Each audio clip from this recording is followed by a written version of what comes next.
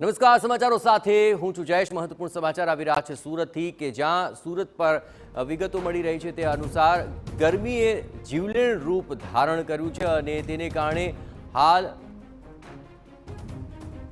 29 દિવસની એક બાળકીનો જીવ જતો રહ્યો છે। આપણે જણાવ્યું કે ગરમીને કારણે ડાયરિયા થતાં બાળકીનું મૃત્યુ નિપજ્યું હતું અને તેની તબિયત લથડી હતી। હાલ પાંડેસરાના વડોદ ગામમાં આ પરિવાર રહેતો હતો અને હાલ આ સમગ્ર ઘટનાને લઈને શરીરમાં પાણીની માત્રા ઓછી થતાં ડાયરિયા થયો હોવાની વિગતો મળી અને તેમાં તેનું મૃત્યુ નિપજ્યા હોવાના અહેવાલ મળી રહ્યા છે।